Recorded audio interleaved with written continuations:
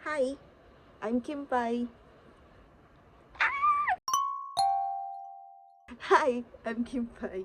Ako yung may-ari ng channel na to.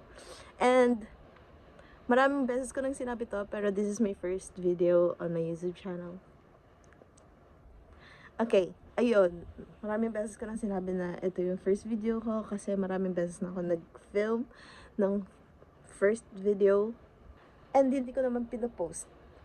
Actually, hindi ko rin alam kung mapapost ko to, pero I'm committing. Ang awkward ko pa, kasi bago pa lang ako dito. Pero, ito na talaga yan. Promise. I swear, it's true. Di ba sabi ko sa inyo kanina? Maraming beses na ako nagsabi na first video ko to. Maraming beses na ako nag-attempt na mag-film ng first video ko sa YouTube channel ko. Pero, never natuloy. So, that means, marami na akong plano talaga. One of those is yung channel name. So, I'm gonna name my channel Kim Pai Show. So, I'm gonna insert dito. Hindi tayo magaganon. Ang bala ko dito, parang vlog lang siya, diary ng buhay ko. Starting from today. Ayun, yung name. Nung bata pa ako, ang nickname ko is Siopaw. Kasi, bilugan daw yung mukha ko na maputi. Hindi na siya maputi ngayon. Hindi na masyadong, bilugan. Oo. Admit. Bilugan. Oo. Pero hindi na siya mukhang siopaw. Parang siyang toasted siopaw. Okay. Pero siopaw pa rin. So, yun. Nickname ko ng bata ako is Siopaw. Also, Kimpay. Kasi ang pangalan ko, Kim.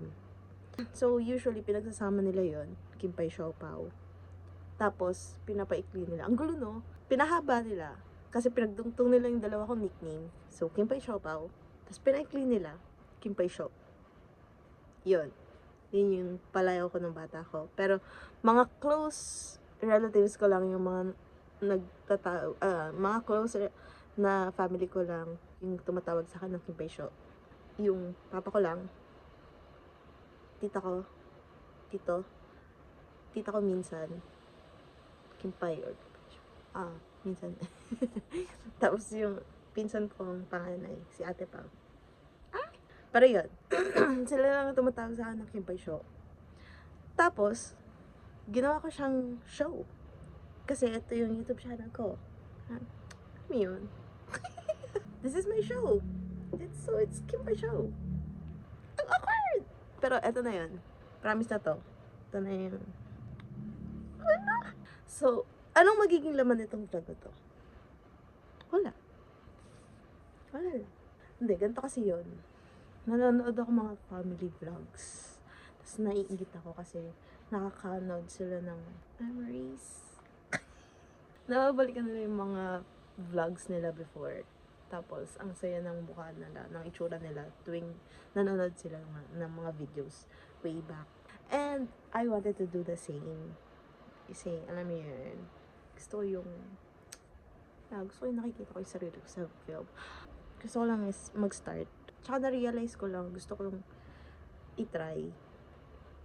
Kesa mag-regret ako na hindi ko na-try. Alam mo, I don't want regrets. Hindi tayo ganun. Wala namang manonood nito eh. Okay lang, kahit. Ano pa ba?